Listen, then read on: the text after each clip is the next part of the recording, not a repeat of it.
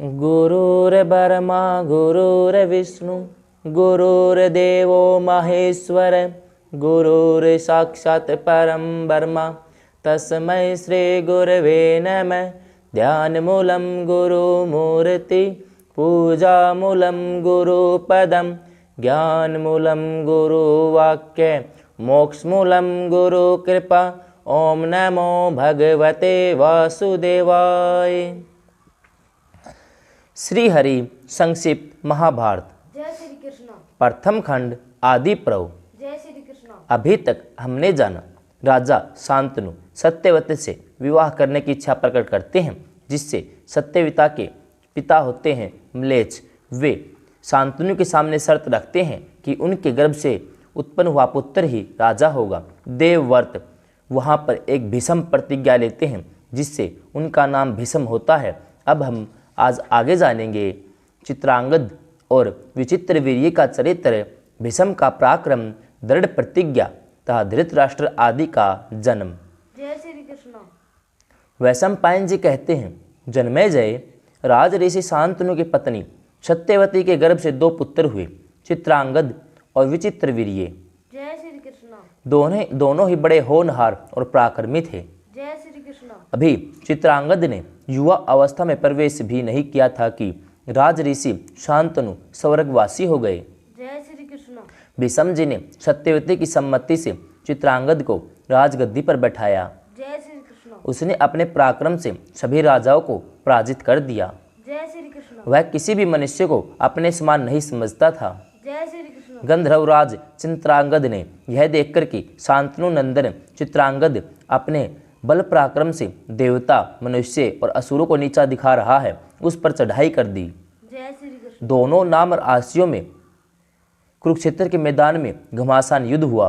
जय श्री कृष्ण। सरस्वती नदी के तट पर 3 वर्ष तक लड़ाई चलती रही। जय श्री कृष्ण। गंधर्वराज चित्रांगद बहुत बड़ा मायावी था, उसके हाथों राजा चित्रांगद की मृत्यु हो गई। जय श्री कृष्ण। देवव्रत भीषम ने भाई की अंत्येष्टि क्रिया करके पश्चात विचित्रवीर्य को राजगद्दी पर अभिषेक किया। जय श्री कृष्ण। विचित्रवीर्य भी अभी जवान नहीं हुए थे, बालक ही थे। जय श्री कृष्ण। वे भीषम के आज्ञा अनुसार अपने पैतृक राज्य का शासन करने लगे। जय श्री कृष्ण। विचित्रवीर्य आज्ञाकारी और भीम रक्षक थे। जय श्री कृष्ण। जब भीषम ने देखा कि मेरा भाई विचित्रवीर्य यौवन में प्रवेश कर चुका है, तब उन्होंने उसके विवाह का विचार किया। जय श्री कृष्ण। उन्हीं दिनों उन्हें यह समाचार मिला कि काशी नरेश की 3 कन्याओं का स्वयंवर हो रहा है। जय श्री कृष्ण। उन्होंने माता की सम्मति लेकर अकेले ही रथ पर सवार होकर काशी की यात्रा की। जय श्री कृष्ण। स्वयंवर के समय जब राजाओं का परिचय दिया जाने लगा, तब शांतनु नंदन भीषम को अकेला और बूढ़ा समझकर सुंदरी कन्याएं घबराकर आगे बढ़ गई। जय श्री कृष्ण। उन्होंने समझा कि यह बूढ़ा है। वहाँ बैठे हुए राजा लोग भी आपस में हंसने लगे और कहने लगे, भीषम ने तो ब्रह्मचार्य व्रत की प्रतिज्ञा ली थी, अब यह बाल सफ़ेद होने और झुर्रियाँ पड़ने पर यह बूढ़ा लज्जा छोड़कर यहाँ क्यों आया है। जय श्री कृष्ण। यह सब देख सुनकर भीषम को रोष आ गया। उन्होंने अपने भाई के लिए बलपूर्वक हरकर कन्याओं को रथ पर बैठाया और कहा कि क्षत्रिय स्वयंवर विवाह की प्रशंसा करते हैं, बड़े बड़े धर्मज्ञ मुनि भी, किंतु राजाओं, मैं तुम लोगों के सामने कन्याओं को बलपूर्वक हरण कर रहा हूँ। जय श्री कृष्ण। तुम लोग अपनी पूरी शक्ति लगाकर मुझे जीत लो या हार कर भाग जाओ। जय श्री कृष्ण। मैं तुम लोगों के सामने युद्ध के लिए डटकर खड़ा हूँ। जय श्री कृष्ण। इस प्रकार समस्त राजाओं और काशी नरेश को ललकार कर वे कन्याओं को लेकर चल पड़े। जय श्री कृष्ण। भीषम की इस बात से चिढ़कर सभी राजा ताल ठोकते हुए, ओठ चबाते हुए उन पर टूट पड़े। जय श्री कृष्ण। बड़ा रोमांचकारी युद्ध हुआ। सबने भीषम पर एक साथ ही 10,000 बाण चलाए, जय श्री कृष्ण। परंतु उन्होंने अकेले ही सबको काट डाला। जय श्री कृष्ण। उन्होंने बाणों की बौछार से भीषम को रोकना चाहा, परंतु भीषम के सामने किसी की एक न चली। जय श्री कृष्ण। वह भयंकर युद्ध देवासुर संग्राम जैसा था। जय श्री कृष्ण। भीषम ने उस युद्ध स्थली में सहस्त्रों धनुष, बाण, ध्वजा, कवच, सिर काट डाले। जय श्री कृष्ण। भीषम का अलौकिक और अपूर्व हस्तलाघव शक्ति देखकर शत्रु पक्ष के होने पर भी सब उनकी प्रशंसा करने लगे। जय श्री कृष्ण। भीषम विजयी होने के साथ कन्याओं के साथ हस्तिनापुर लौट आई। जय श्री कृष्ण। वहाँ उन्होंने तीनों कन्याएं विचित्र वीर्य को समर्पित कर दी। जय श्री कृष्ण। विवाह का आयोजन किया। तब काशी नरेश की बड़ी कन्या अम्बा ने भीष्म से कहा, भीष्म, मैं पहले ही मन राजा साल्व को पति मान चुकी हूँ। जय श्री कृष्ण। इसमें मेरे पिता की भी सम्मति थी। जय श्री कृष्ण। मैं स्वयंवर भी उन्हें ही चुनती। जय श्री कृष्ण। आप तो बड़े धर्मज्ञ हैं, मेरी यह बात जानकर आप धर्म अनुसार आचरण कीजिए। जय श्री कृष्ण। भीष्म ने ब्राह्मणों के साथ विचार करके अम्बा को उसके इच्छा अनुसार जाने की अनुमति दे दी। जय श्री कृष्ण। शेष 2 कन्याएं अंबिका और अम्बालिका विचित्रवीर्य के साथ ब्याह दी। जय श्री कृष्ण। विवाह के बाद विचित्रवीर्य यौवन के उन्माद में उन्मत्त होकर काम आसक्त हो गया। जय श्री कृष्ण। उसकी दोनों पत्नियां भी प्रेम से सेवा करने लगी। जय श्री कृष्ण। 7 वर्ष तक विषय सेवन करते रहने के कारण भरी जवानी में विचित्रवीर्य को क्षय हो गया। जय श्री कृष्ण। बहुत चिकित्सा करने पर भी वह चल बसा। जय श्री कृष्ण। इससे धर्म आत्मा भीष्म के मन को बड़ी ठेस पहुंची। उन्होंने धीरज धरकर ब्राह्मणों की सलाह से विचित्रवीर्य की उत्तर क्रिया संपन्न की। जय श्री कृष्ण। कुछ दिनों के बाद वंश रक्षा के विचार से सत्यवती ने भीष्म को बुलाकर कहा, बेटा, अब धर्मपरायण पिता के पिंडदान, सुयश और वंश रक्षा का भार तुम पर ही है। जय श्री कृष्ण। मैं तुम पर पूरा विश्वास करके एक काम में नियुक्त करती हूँ। जय श्री कृष्ण। तुम उसे पूरा करो। जय श्री कृष्ण। देखो, तुम्हारा भाई विचित्रवीर्य इस लोक में कोई संतान छोड़े बिना ही परलोकवासी हो गया है। जय श्री कृष्ण। तुम काशी नरेश की पुत्र कामिनी कन्याओं के साथ संतान उत्पन्न करके वंश की रक्षा करो। जय श्री कृष्ण।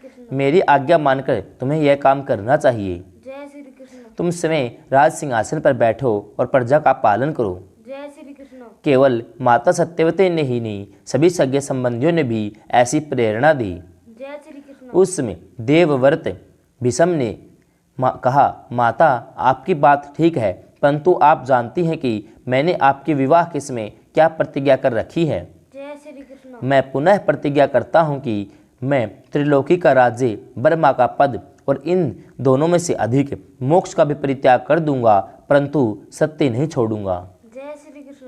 भूमि गंध छोड़ दे, जल बरसना छोड़ दे, तेज रूप छोड़ दे, वायु स्पर्श छोड़ दे, सूर्य प्रकाश छोड़ दे, अग्नि उष्णता छोड़ दे, आकाश शब्द छोड़ दे, चंद्रमा शीतलता छोड़ दे, इंद्र भी अपना बल विक्रम त्याग दे, तो क्या स्वयं धर्मराज भले ही अपना धर्म छोड़ दे, परंतु मैं अपनी सत्य प्रतिज्ञा छोड़ने का संकल्प नहीं कर सकता। जय श्री कृष्ण। भीष्म की भीषण प्रतिज्ञा की पुनरावृत्ति सुनकर सत्यवती ने फिर उनसे सलाह की और निश्चय अनुसार व्यास का स्मरण किया। व्यास ने उपस्थित होकर कहा, माता, मैं आपकी क्या सेवा करूं?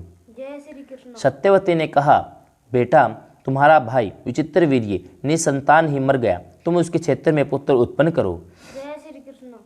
व्यास जी ने स्वीकार करके अंबिका से धृतराष्ट्र और अम्बालिका से पांडु को उत्पन्न किया।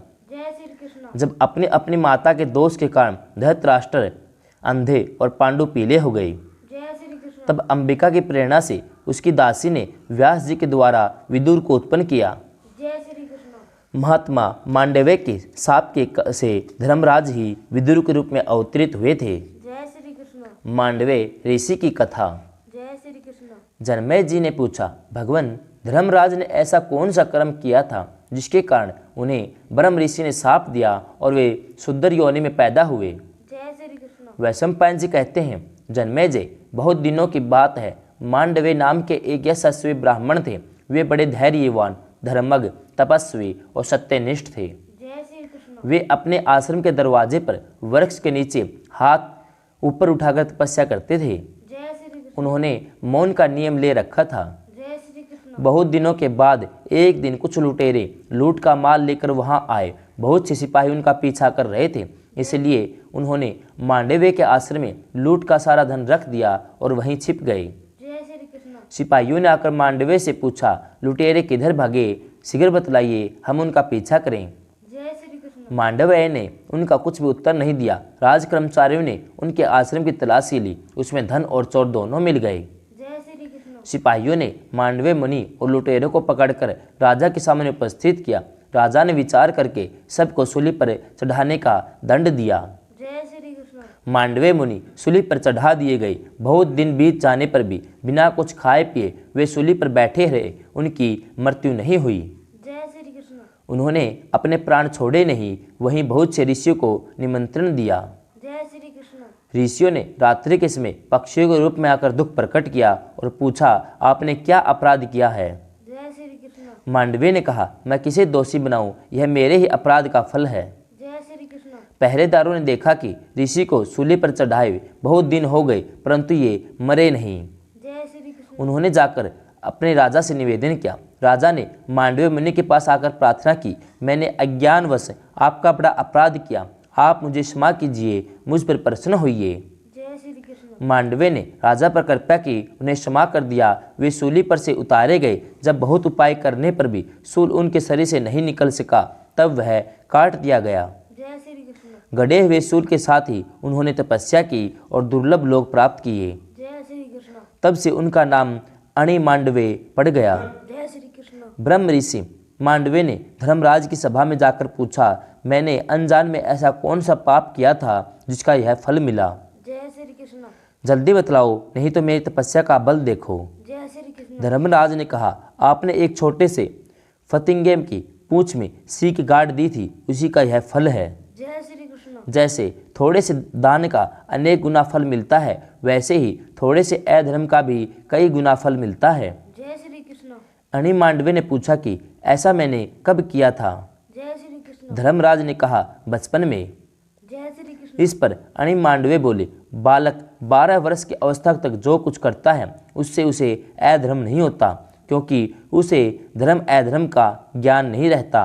जय श्री कृष्ण। तुमने छोटे अपराध का बड़ा दंड दिया है। तुम्हें मालूम होना चाहिए कि समस्त प्राणियों के वध की अपेक्षा ब्राह्मण का वध बड़ा है। जय श्री कृष्ण। इसलिए तुम्हें शूद्र योनि में जन्म लेकर मनुष्य बनना पड़ेगा। जय श्री कृष्ण। आज मैं संसार में कर्म फल की मर्यादा स्थापित करता हूँ। 14 वर्ष की अवस्था तक किए कर्मों का पाप नहीं लगेगा। जय श्री कृष्ण। उसके बाद किए गए कर्मों का फल अवश्य मिलेगा। जय श्री कृष्ण। इसी अपराध के कारण मांडवे ने शाप दिया और धर्मराज शूद्र योनि में विदुर के रूप में उत्पन्न हुए। जय श्री कृष्ण। वे धर्मराज शास्त्र और अर्थशास्त्र में बड़े निपुण थे। जय श्री कृष्ण। क्रोध और लोभ तो उन्हें छू भी नहीं पाया था। जय श्री कृष्ण। वे बड़े दूरदर्शी, शांति के पक्षपाती और समस्त कुरुवंश के हितैषी थे। जय श्री कृष्ण। जय श्री कृष्ण।